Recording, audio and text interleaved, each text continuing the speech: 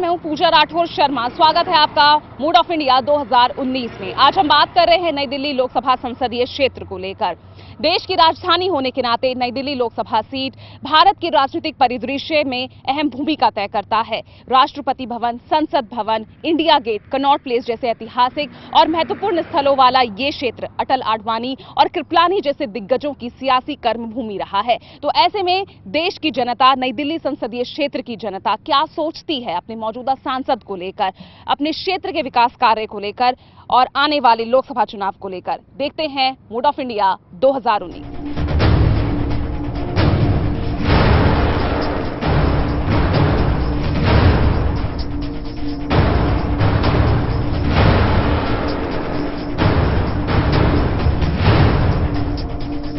इस वक्त हम यहाँ पहुंचे हैं खान मार्केट में, एशिया की सबसे बड़ी मार्केट कही जाती है।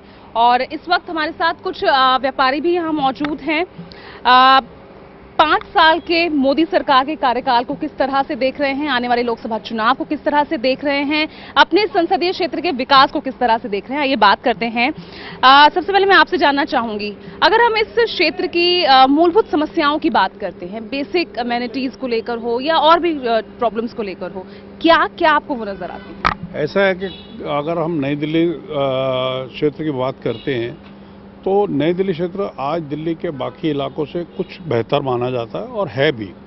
मानना पड़ेगा कि यहाँ की सिविक एजेंसी ने जो अपना बीड़ा उठा रखा है इसको स्वच्छ रखने का, स्वस्थ रखने का, वो कामयाब भी है। और ये मतलब प्रेजेंट गवर्नमेंट का एक पायलट प्रोजेक्ट भी है नई दिल्ली क्षेत्र। तो मैं समझता हूँ कि एज फार एज यहाँ का रख रखाव है वो बहुत सुंदर है। बट मुझे लगता है कि जो अगर रख रखाव की हम बात करते हैं तो वो शायद पिछली गवर्नमेंट के टाइम भी वो अच्छा था। यहाँ पर अब सुविधाओं को लेकर कभी शिकायत नहीं रही। नहीं, ऐसी बात नहीं है। हाँ। पहले सरकारों ने भी यहाँ पे ध्यान तो दिया, बट उस तरह से नहीं दिया जितना इस सरकार ने दिया इसको बेहतर बनाने के लिए। क्योंकि दिल्ली की दिल कहलाने वाली खान मार्केट, कनॉट प्लेस वगैरह, आज आप देखें पहले क्या समस्याएं थी और आज क्या उनमें सुधार हुआ? देखिए, पहले अगर आप लेते हैं तो खान मार्केट पहले भी जूझ रही थी, आज भी जूझ रही है हमारी पार्किंग को लेके।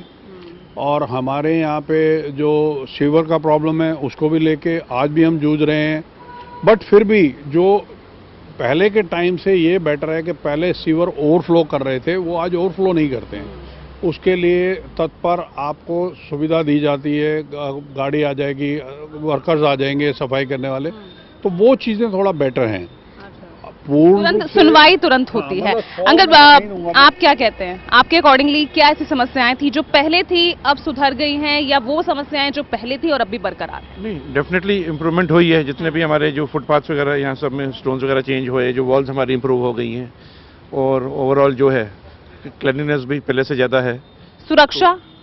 सुरक्षा का भी इम्प्रूवमेंट है, पहले से बेटर जो है। सीसीटीवी कैमरास वगैरह इंस्टॉल हो गए हैं। तो मैं समझता हूँ इस गवर्नमेंट के जो अब इस अभी प्रेजेंट जो पावर में है, तो इन्होंने ज़्यादा डेवलपमेंट कराई है as compared to the previous governments. यहाँ पर अगर मौजूदा सांसद की बात करते हैं तो उनके आप कार्यकाल को किस तरह से देख रहे हैं? She is acting very well, and she tries to look into all your problems and all, and try to solve them also. But sometimes she is also helpless because certain officers they don't allow things to move and on. But otherwise she is working very fine. तो क्यों फिर उनके नामों पर उनकी seat पर दूसरे नामों की चर्चा हो रही है, क्या लगता है? देखिए, जहाँ तक परफॉर्मेंस का ताल्लुक है, मैं थोड़ा सा इत्तेफाक नहीं रखता कि हमारे लोकल मेंबर ऑफ पार्लियामेंट जो हैं मीनाक्षी लेखी जी, उन्होंने कुछ खास हमारे कम से कम खान मार्केट में तो कम से कम आई नहीं है, ना ही हमने उनको देखा है। बट सेकेंडली जहाँ तक के प्रोग्रेस का ताल्लुक है, जैसे कि उन्होंने बोला है कि यहाँ पर क्लीनलीनेस बढ़ गई है, सिक्योरिटी बढ़ गई है, वो तो चाहे कांग्रेस होती है बीजेपी होती है, वो over the period of time पे जो कि एक इंफ्रास्ट्रक्चर रूटीन के अंदर होना होता है वो तो होता ही होता। अब मैं आपको एक एग्जांपल देता हूं कि एक बड़ा गाजे बाजे के साथ में एक एनडीएमसी के साथ मिलके कनॉट प्लेस एरिया के अंदर एक वाईफाई का प्रोग्राम लॉन्च किया गया था। कोई यूज़ नहीं कर रहा आज के डेट में, free wifi Connaught place area. वहाँ पर जी हमारे शायद हमारे गृह मंत्री भी आए थे, हमारे यूडीएम साहब भी आए थे, सब लोग आए थे, और बड़ा ही फैन फेयर के साथ में बड़ा लंबा चौड़ा प्रोग्राम किया था कि अब now this is going to be the place. Secondly, उन्होंने स्मार्ट सिटी बनाने के लिए जो भी वेरियस इंफ्रास्ट्रक्चर वो जो कहते हैं ना, जो कि दिखना चाहिए वो तो दिख रहा है, लेकिन वो एक्चुअली इंफ्रास्ट्रक्चर यूज़ हो रहा है या नहीं हो रहा है वो अभी तक ना तो कोई मॉनिटरिंग कर रही है और ना ही उसकी कोई अभी तक रिपोर्ट्स आ रही है। एग्जांपल दूंगा, साइकिल जैसे इन्होंने बाइसिकल शुरू करी थी, वो आप फिजिकली आप जाके देखिए, जब कभी भी आप चले जाइए वो साइकिल्स वहीं की वहीं खड़ी रहती हैं। सेकेंडली आप देख लीजिए ये जो कियोस्क्स लगाए हुए हैं इन्होंने, द सो कॉल्ड के फ्रेंडली हैं, मैंने तो आज तक किसी को नहीं यूज़ करते देखा है। और उससे किसको क्या एडवांटेज हो रहा है, आप बाहर के देशों में चले जाइए जहाँ पे भी इस तरीके की फैसिलिटीज है ना, वहाँ एक्चुअली लोग यूज़ कर रहे हैं, वो एक्चुअली अपने फीडबैक देते हैं इन चीज़ों के ऊपर। सो मेरे को नहीं लगता है कि दिल्ली के अंदर का भी ये जो सेंट्रल गवर्नमेंट बीजेपी की थी उसने कुछ खास इसके अंदर यहाँ पर न्यू दिल्ली कॉन्स्टिट्यूंसी में तो कोई फर्क नहीं नजर आया। कोई फर्क इन्हें नजर नहीं आया है और ये जो संसदीय क्षेत्र है बहुत महत्वपूर्ण इसे माना जा सकता है, क्योंकि देश की राजधानी है और जो हमारा राजनीतिक अगर परिदृश्य की अगर हम बात करते हैं तो उसमें बहुत अहम रोल ये अदा करता है। ऐसे में इस क्षेत्र की अनदेखी कहीं ना कहीं क्या मौजूदा सरकार के फेलियर को जताती है? ऐसा है कि मैं थोड़ा सा दिनेश जी से सहमत नहीं हूँ। इसमें सरकार ने अपनी कोशिश की, सरकार ने अपना प्रयत्न किया, मगर अगर हमें उसकी समझ नहीं आई तो इसका कसूर हम सरकार पे नहीं डाल सकते। साइकिल का इस्तेमाल करना हमारा काम है, सरकार ने आपको प्रोवाइड कर दी ना, जगह जगह उन्होंने एक स्टैंड लगा दिए, साइकिलें खड़ी कर दी और ये कहा कि आप जहां हो सके गाड़ी का कम इस्तेमाल करें और साइकिल का इस्तेमाल करें। ठीक है, यहाँ का वातावरण, यहाँ का जो वेदर है वो हमें परमिट नहीं करता, बट एक सोच तो अच्छी थी ना, मैं कहता हूँ सोच तो थी, जनता को एक जागरूक तो किया कि भाई पॉल्यूशन। स्काई वॉक भी यहाँ पर बाहर की ही तर्ज पर बनाया गया है, उसका कुछ खास यूज तो अभी भी नहीं होता है।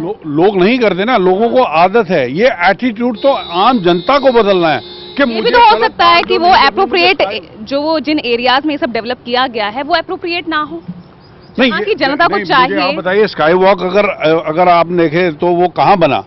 तिलक ब्रिज के पास, ITO, जहाँ पे के बड़े बड़े अफसरान, बड़े बड़े पढ़े लिखे लोग जो है उस देश को, अपने भारत को चलाते हैं, वही उसका इस्तेमाल नहीं करते, वो अपना उठाते हैं, सीधा देखते हैं कि मैं नीचे से निकल जाऊं। तो मैंने कहा ये एटीट्यूड की बात है, ये सरकार आपका एटीट्यूड नहीं बदल सकती, मतलब उसको एटीट्यूड को तो आम जनता को ही बदलना पड़ेगा, हमें बदलना पड़ेगा। आज अगर सरकार कहती है आप कूड़ा मत डालें, उन्होंने कूड़ेदान बना दिए, आपके लिए लीटर बिन लगा दिए, अगर पहले 10 लीटर बिन थे तो आज 100 लीटर बिन है, तो आप लीटर बिन को इस्तेमाल करो ना। वो हमारा क्या नेचर है, गाड़ी में से जाते हैं हम ऐसे करते हैं, फटाक फेंक दिया नीचे, वो नेचर तो हमें बदलना ना जी। अपना कहते हैं अपने आप को बदलेंगे तो देश बदलेगा, और वही सरकार का नारा है कि अगर सरकार एक कदम आगे बढ़ रही है तो हमें भी उस कदम से कदम मिलाना चाहिए। व्यापारियों की बात करते हैं, नोटबंदी हुई, GST लागू हुआ, बहुत सारे व्यापारी परेशान दिखे, बिजनेस डाउन हो गया, इन सबको लेके आप किस तरह से सरकार के कार्यकाल को देखते हैं? नहीं, जैसे नोटबंदी का जो भी हुआ, जो भी कह रहे थे कि ब्लैक मनी का हम रिकवर करेंगे, जो भी है काफ़ी हद तक कामयाबी मिली, तो लेकिन अब यहाँ जो हमारे ट्रेडर्स को इस चीज़ से इतना फर्क नहीं पड़ा। हर एक का जो अपना बिजनेस है और हर एक इज इनकम टैक्स पे ही, और हर एक का जो वाइट में यहाँ पैसा है, तो उस चीज़ का इतना इफेक्ट यहाँ नहीं पड़ा। लेकिन बिजनेस तो कहीं ना कहीं डाउन हुआ था। बहुत बिजनेस डाउन हो गया, नो डेफिनेटली। अब से घूमिए आप मार्केट के अंदर, अब देखिए कई दुकानें आपको खाली कस्टमर ही नहीं होगा, खाली एम्प्लॉयज ही खड़े होंगे। अच्छा, मतलब आज भी मार्केट सुधरी नहीं? हाँ, नहीं, बिल्कुल नहीं है, क्योंकि इट इज बेसिकली या तो मनी शॉर्टेज हो गई है कस्टमर्स के पास, और they are reluctant to buy. अब इस मार्केट क्यों सेटल नहीं हो पा रही है अभी भी? क्यों व्यापारी? ऐसा है कि एक चीज़ है कि पहले जो रुपया खुला होता था, अब उसका रीज़न तो सारी दुनिया जानती है कि पहले रुपया खुला क्यों होता था। अगर आपको वो रुपया अब मार्केट में नहीं आ रहा, उसका इन्फ्लक्स नहीं है, आज लोग जो है 2 नंबर के रुपए को खर्चने में डरते हैं। पहले होता था खुले दिल से जाके खरीदते थे। मैं ये नहीं कहता हूँ कि हर रुपया जो मार्केट में चलता है, हर जो नोट चलता है वो ब्लैक मनी है, क्योंकि मैं खुद विड्रॉ करके बैंक से अपने स्पेंड करता हूँ। तो इनके मुताबिक जो है नोटबंदी अगर हुई भी है उस वक्त जरूर थोड़ा बहुत नुकसान हुआ, लेकिन आज हमारे देश के लिए सही साबित हो रही है। वर्कर्स जो है उस वर्ग के बारे में भी जानते हैं कि आखिर यहाँ काम करने वाले जो लोग हैं वो किस तरह से इसको देखते हैं। आप क्या कहना चाहेंगे, किसी तरह की समस्याएं पिछली सरकार के और मौजूदा सरकार के कार्यकाल में? नहीं, कोई समस्या नहीं है, क्योंकि हम लोग इन सरकार से बहुत खुश हैं। पहले से काफ़ी ज़्यादा फैसिलिटी अभी हम लोगों को मिल रहा है, जैसे कि PPF हो गया, ESI हो गया, इन चीज़ों को लेकर हम लोग अभी पहले से ज़्यादा अच्छे से मतलब समझ पा रहे हैं और खुश हैं इन चीज़ों से। अच्छा, जो तमाम जो योजनाएं सरकार ने शुरू की थी, उज्ज्वला योजना है, बेटी बढ़ाओ, सुकन्या योजना है, इन सब का लाभ आप लोगों को मिल रहा है? जी, जरूर मिल रहा है। जैसे कि जनधन खाता मोदी जी ने खोला था, बहुत सारे लोगों ने अपना अकाउंट्स खुलवाया था, जिसमें कि कोई बैलेंस मेंटेन नहीं करना पड़ता है। हम लोग इससे काफ़ी खुश हैं कि हमारे इनकम होती ही नहीं है उस हिसाब से, तो काफ़ी ज़्यादा मतलब फ़र्क पड़ा है इन चीज़ों से। तो आप यूज करते हैं वो जनधन खाता? जी, मैं ज़रूर यूज़ करता हूँ। यूज कर रहे हैं। तो चलिए, यहाँ पर सबके मिक्स्ड व्यूज हैं। कोई सरकार के कार्यकाल को सही मान रहा है, जो इस कार्यकाल के दौरान तमाम जो सुधार हुए हैं या नोटबंदी या जो जीएसटी लागू हुआ है उसको लेकर मिक्स्ड राय यहाँ पर मिल रही है। लेकिन अगर हम इस क्षेत्र की बात करें तो कुछ ऐसी समस्याएं अभी भी बरकरार है जिससे जनता जूझ रही है और अपने आने वाले जो लोकसभा चुनाव में अपने आने वाले जो भी सांसद होंगे उससे उन विकास कार्यों में फिर से आगे इम्प्रूवमेंट करने की यही उम्मीद रखती है। चलिए आगे बढ़ते हैं और देखेंगे कि नई दिल्ली संसदीय क्षेत्र की जो जनता है, मार्केट का हम रुख करेंगे, वहां पर क्या कहती है जनता, क्या समस्याएं हैं और क्या उनका समाधान हो सकता है।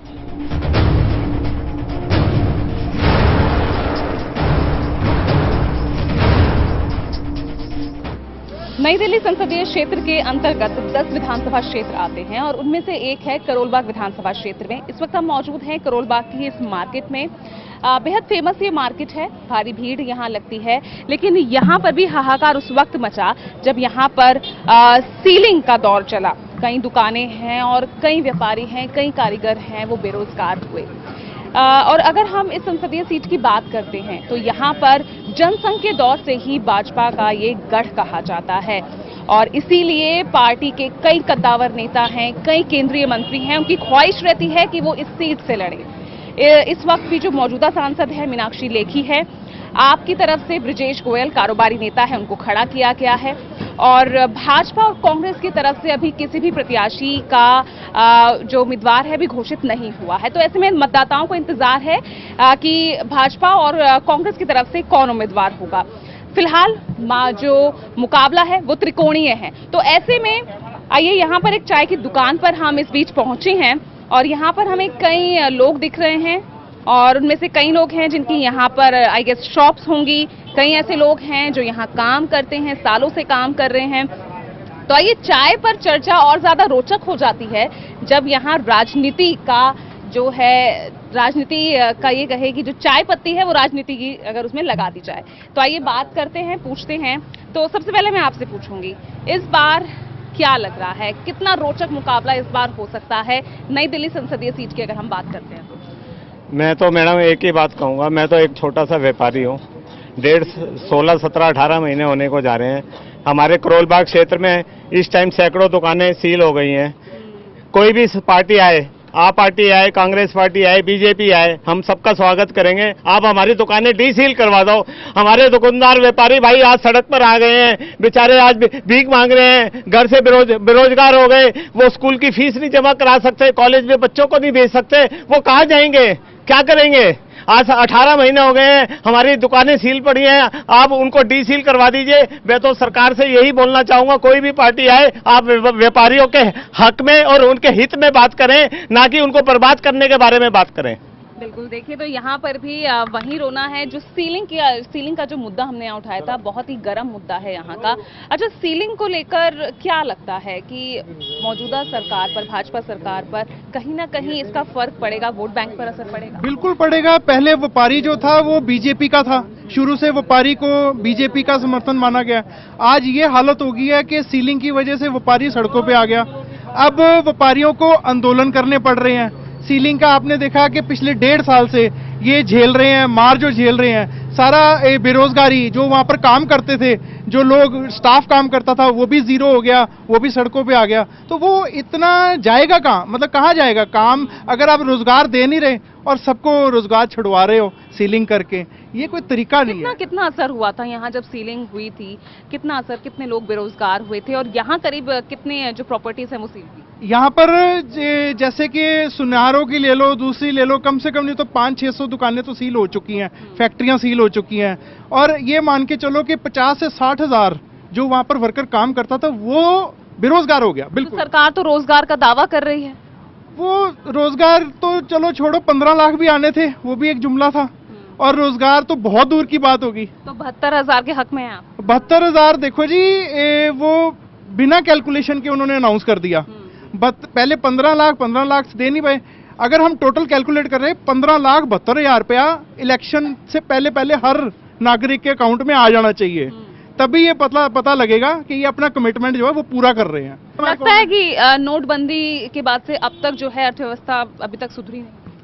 मैम देखो, एक चीज़ अगर अर्थव्यवस्था की बात करते हैं तो अर्थव्यवस्था को तो हर चीज़ को अगर कोई हम चीज़ को ठीक करना चाह रहे हैं तो उसको टाइम लगेगा।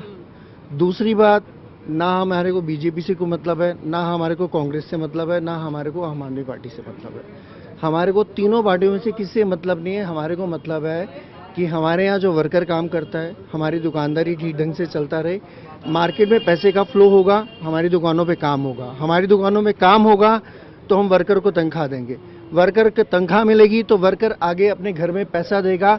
वो सारा रूटीन कहाँ से घूमेगा? मार्केट में घूमेगा पैसा। अब अगर व्यापारी जो है गवर्नमेंट की रीढ़ की हड्डी है, व्यापारी के अलावा कहाँ से पैसा आता है गवर्नमेंट के पास? कोई एक बता दीजिए।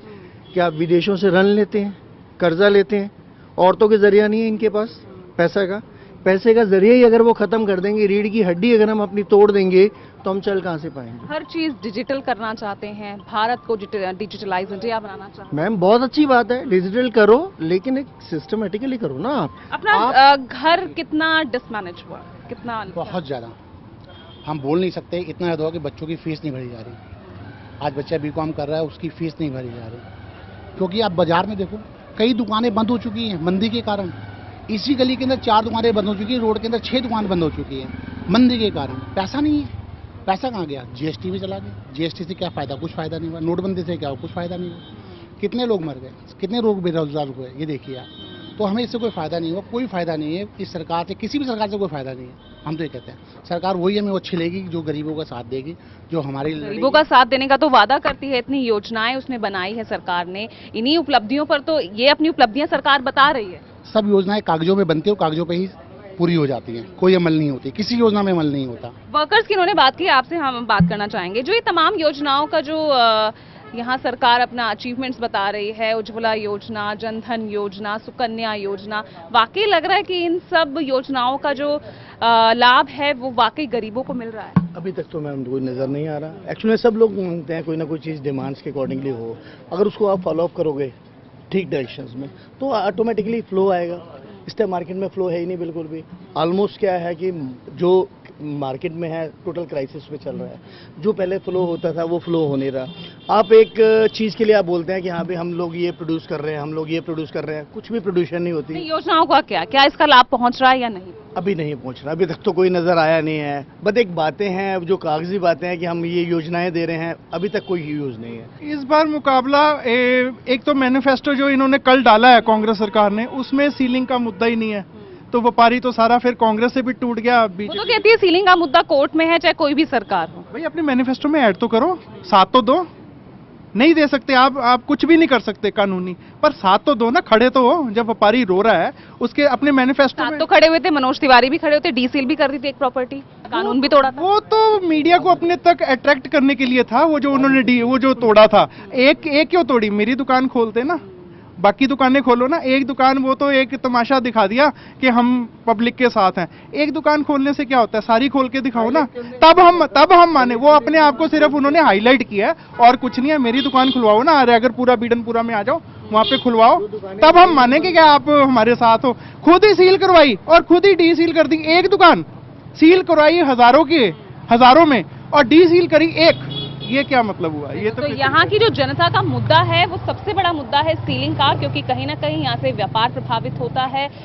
जो यहाँ तमाम लोग काम कर रहे हैं, अपनी जीवन याचिका जो चला रहे हैं, वो प्रभावित होती है। अच्छा, चाय पर चर्चा है, ये तो कभी खत्म होगी नहीं जब तक चुनाव नहीं होते, रिजल्ट नहीं आता। लेकिन इस चाय को बनाने वाले का क्या कहना है? मैं आपसे बाबूजी पूछना चाहूंगी कि इस मौजूदा सरकार के कार्यकाल में कितनी तरक्की आप कर रहे हो? अब ये है जो अपना हम चाय बेच के गरीबों को पढ़ाई लिखाई, अपने माँ बाप का सेवा करना, खाना पानी, खेती बाड़ी, इसी रोजी पूंजी से चला रहा हूँ। चाय बेच के, ये गली में बैठ के, इसी तो से सही चल रहा है? सब सही चल रही है? चाय में कहाँ चल रही है? पब्लिक आ नहीं रहे हैं रोड पे, कोई दुकानें। क्या लगता है क्या वजह, क्यों धंधा मंदा क्यों है? क्या वजह है? अरे क्यों मंदी चल रही है? बंदी चल रही है, सब सीलें हो रही हैं, दुकानें खुल नहीं रही हैं। सब लोग दुकानें अपना अपना खोल के इधर से बैठे रहते हैं। मोदी सरकार तो अपने आप को गरीबों की सरकार हाँ जी। कहती है। दुकानें बंद रहती है। गरीबों की सरकार है मोदी हाँ। सरकार? हाँ, मोदी सरकार गरीबों की सरकार है? सरकार कोई भी हो लेकिन गरीबों का होना चाहिए। गरीबों को, गरीब जो अपना जी खा के अपने बच्चों का पालन करे, अपना मजदूरी पेट पाल करके उसके बाद में बच्चों को। सिलेंडर का कनेक्शन पहुंचा आपके घर? Gas cylinder? हाँ जी, गैस सिलेंडर आपके घर पहुंचा? हाँ जी, मोदी सरकार से। हाँ, गैस सिलेंडर होता है ना? गैस सिलेंडर कहाँ पहुँचे? 950 में सिलेंडर भरा रहा हूँ, कहाँ गैस सिलेंडर पहुँचे? 950 में गरीब आदमी। तो आप देखिए, ये तो एक उस चाय वाले की ये हमने उसका दर्द था और किस तरह से वो अपने आप को, अपनी जीविका वो चला रहा है, परिवार को पाल रहा है, ये हमने आपके सामने रखा। तो यहाँ अगर व्यापारियों की माने, यहाँ काम करने वाले कारीगरों की माने, जो अलग अलग बाहर अलग अलग जगहों से यहाँ आते हैं, तो सभी इस वक्त सीलिंग से बहुत परेशान हैं। और जब इन पार्टियों के ही मैनिफेस्टो में सीलिंग नहीं जब शामिल होती तो ये उनके लिए और ज्यादा दुखदायी हो जाता है। तो आइए आगे बढ़ते हैं, कुछ रेजिडेंशियल इलाकों में जाएंगे, वहां जानेंगे कि वहां पर लोग क्या कहते हैं, महिलाएं क्या कहती हैं, युवा क्या कहते हैं। आइए जानते हैं कुछ वहां के दर्दे हाल।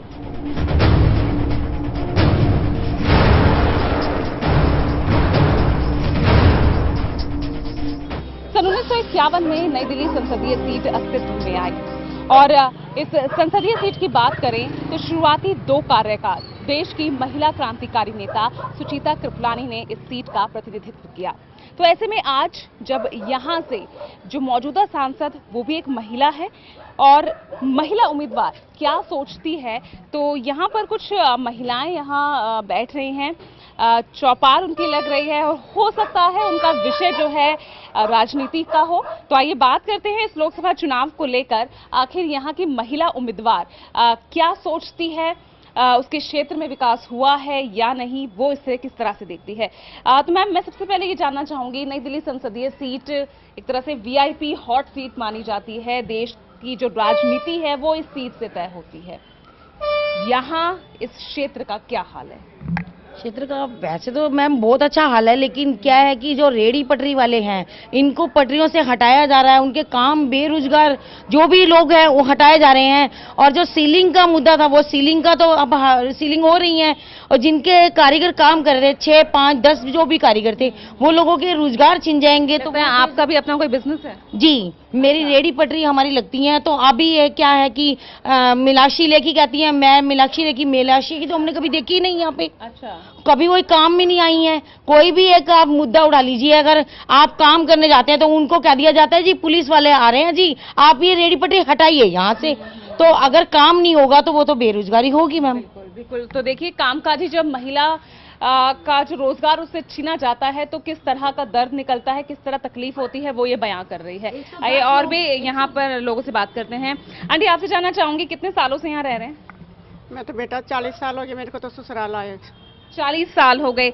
40 साल से यहाँ की समस्याएं क्या बनी हुई हैं? बेटा यही परेशानी है मेरे को तो, और पता नहीं दिमाग दे बेटा मेरे को तो, मैं तो अपने शरीर से परेशान हूँ और इनसे पूछो। बिजली, पानी, कुछ यहाँ पर इस तरह की दिक्कतें? चलिए, ये अब फिलहाल इतने रोग हो रहे हैं तो इस वजह से, बीमारी से ये फिलहाल परेशान है, तो इसमें राजनीतिक पार्टी तो कोई कुछ नहीं करेगी। आंटी, आपसे जानना चाहूंगी, किस तरह की समस्याएं आप देखती हैं अपने इलाके में? यहाँ पर बहुत अच्छी है। अच्छा, विशेष भी सही काम कर रहा है और रेडियो लगाते हैं हमारे घर वाले, वो सबको उठाया जाता, काम करते हैं, वो बेचारे सारे गांव चले गए। ये समस्या इधर की। अच्छा, रोजगार की जो समस्या है, लेकिन सरकार यही कहती है कि जो रोड्स पर अतिक्रमण हो रहा है कहीं ना कहीं, क्योंकि पहले यहाँ पर इतना ट्रैफिक जाम है, वो इसका एक बड़ा रीजन बताते हैं। तो फिर कहाँ जाएंगे? काम रोजगारी खुद जाएगा हमारा, तो वो खाएंगे क्या? ये बताओ ना आप। कितने सालों से यहाँ रेडी लगा रहे थे आपके घर? 5-6 साल से लगा रहे थे। 5-6 साल। हाँ। आंटी, आपके यहाँ कोई बेसिक कोई वैसी समस्या है कि इलाके में साफ सफाई ना होती हो, बिजली पानी की दिक्कत हो? नहीं, बिजली पानी की कोई दिक्कत नहीं है हमारे यहाँ, सब सही है, पानी भी सही है, बिजली भी सही है, कोई परेशानी नहीं है। तो हमारे यहाँ एक फैक्ट्री थी मेरे दामाद की, वहाँ 8-10 बंदे सिलाई करते थे, उन्होंने की फैक्ट्री बंद करवा दी। अब वो बेरोजगारी होके कहाँ जाएंगे? हमारे बच्चे मेरे दो ही हैं, वो बेरोजगार हुए बैठे हैं।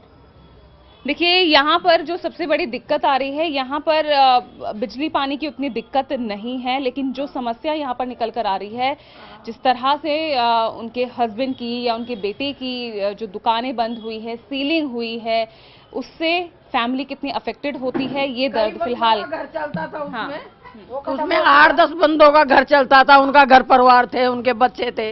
अब वो बेरोजगार हो गए तो अपने बच्चों को कहाँ से खिलाएंगे। अच्छा, सीलिंग के अलावा और कोई यहाँ दिक्कत?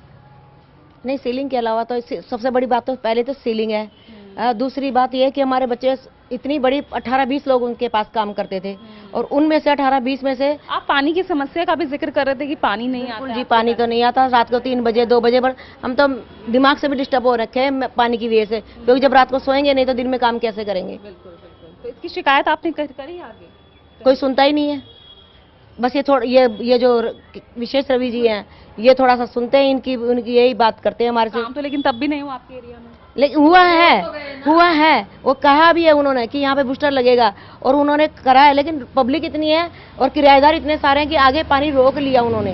उनकी कोई गलती नहीं है विशेष जी की, पानी आगे आने ही नहीं दिया, क्योंकि चढ़ाई है ना हमारे ऊपर थोड़ी सी, तो हमारे दिक्कत। तो क्या लगता है, इस चुनाव में क्या मोदी सरकार ही वापसी करने वाली है, या लग रहा है कि हाथ जो है वो सबके ऊपर दिखाई देगा, या झाड़ू नजर आएगी? मेरे को तो मोदी चाहिए। मुझे तो मोदी चाहिए, और मेरे को किसी से कोई मोदी क्यों चाहिए? अच्छा आदमी है, मेरे मतलब का आदमी है, सही है। मतलब क्या है? वो धार्मिक इंसान है, जैसे मैं धार्मिक हूँ वैसे वो भी धार्मिक है। चलिए, तो यहाँ तो भावनाओं से भावनाएं जुड़ी हुई है। आप बताइए, सरकार किसकी? हमारी जो झाड़ू वाले होते हैं वो जो आम आदमी है, हाँ, वो आम आदमी पार्टी है। विधायक जी बहुत सही काम कर रहे हैं, बिजली दे रहे हैं, पानी दे रहे हैं, और यहाँ से रेडी हट रही है। और जो मोदी सरकार की जो योजनाएं हैं, उज्ज्वला योजना वगैरह, उन सब का लाभ आपको नहीं पहुँच रहा? नहीं मिल रहा, हमें नहीं मिल रहा। आप गए उसके लिए?